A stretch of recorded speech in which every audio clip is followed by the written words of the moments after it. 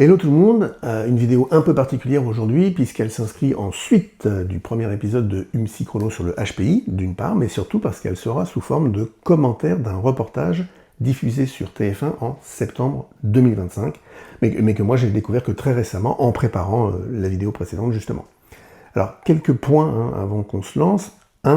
Il ne s'agit pas de commentaires à chaud en direct. J'ai d'abord regardé le reportage en mode normal, même si j'ai fait de nombreuses pauses pour me faire des réactions à chaud à moi-même, et ensuite je l'ai regardé une seconde fois pour poser le timing des commentaires et puis identifier les zones à passer en accéléré ou à retirer quand elles sont inutiles à l'argumentaire. Deuxièmement, aucun jugement de valeur n'est porté sur les participants et témoins de ce reportage.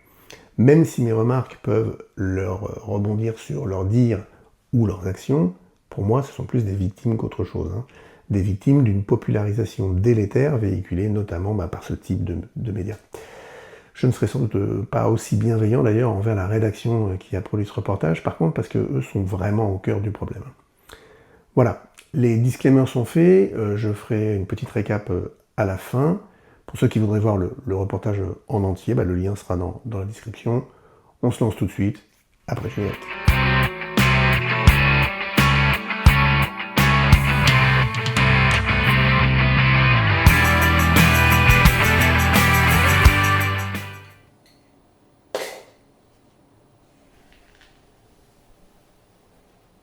Bonjour, oui, je vis dans un duplex avec ascenseur.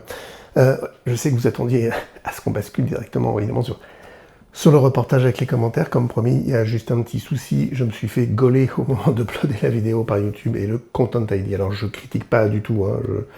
Il n'y a pas de problème. Je comprends très bien que TF1 dépose des choses pour avoir les droits sur ses propres productions. C'est un petit peu ennuyeux en France de ne pas pouvoir faire de critique et de liberté d'expression, surtout que c'est dans notre constitution, mais un algorithme américain, ça fera pas la différence. Je pourrais faire appel, et j'aurais sans doute raison, puisque c'est vraiment juste des commentaires critiques, mais malheureusement ça prend 30 jours. Alors plutôt que d'attendre 30 jours, on va faire autre chose.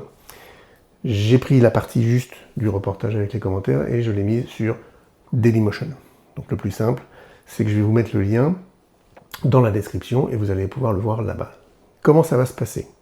Vous allez mettre cette vidéo en pause. Non, pas maintenant, j'ai pas fini là. Donc, là, tout à l'heure, quand il va y avoir un petit panneau qui dit voilà l'adresse de la vidéo, là vous mettez en pause. Et dans la description, vous cliquez dessus, ce sera plus simple que de la retaper celle qui est à l'écran évidemment. Vous allez sur Dailymotion, vous regardez du coup le reportage avec mes commentaires, et quand c'est fini, vous revenez ici, vous enlevez la pause pour avoir la fin. Et croyez-moi, vous voulez voir la fin, parce que c'est littéralement épique. À tout à l'heure.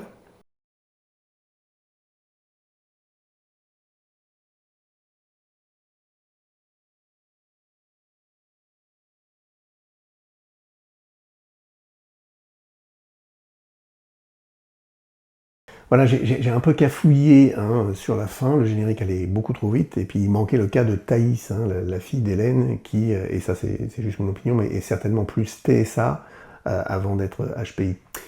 Je tiens à préciser encore une fois que les participants à ce reportage ne sont pas des cibles. On parle de personnes qui ont souffert ou qui souffrent encore pour beaucoup d'entre elles, et loin de moi l'idée de mettre une échelle graduée sur la souffrance. Les deux adultes, Mélanie et Hélène, ont pris un virage important dans leur vie suite à leur identification de HPI. Tant mieux pour elles. C'est vraiment super si un simple chiffre peut avoir un tel effet sur une crise existentielle. Certains médecins appelleraient ça de l'effet placebo, mais je ne suis pas médecin. Personnellement, je trouve ça génial. On voit deux femmes épanouies, sûres d'elles, transformées, c'est parfait. Non, le problème, c'est l'image des HPI véhiculée par ce reportage qui, pendant 1 heure, oscille entre clichés erronés et ressassés ou juste de simples mensonges. Un reportage où le travail journalistique est quasi inexistant au point de ressembler plus à une fiction que de l'information. Un reportage sur les HPI sans un seul HPI au casting. Quand même phénoménal. Un reportage qui montre encore une fois l'incompréhension de la santé mentale en France. Un reportage qui montre plus de symptômes de TDAH, de TSA et d'autres troubles neurodéveloppementaux que de symptômes de HPI. Et pour cause, le HPI n'étant pas une condition médicale, il n'a pas de symptômes. Tout au plus des effets observables. Alors, On peut dire que je joue sur les mots, mais les mots et leur sens sont importants. Et ça, tout bon HPI vous le dira. Parce que derrière les mots se cachent des intentions. Et en filigrane, on veut faire du HPI une condition, un trouble, une maladie. Et vous, je sais pas, mais moi, j'ai pas du tout envie de vivre dans un monde où on considère qu'être intelligent soit une maladie ou même une anomalie.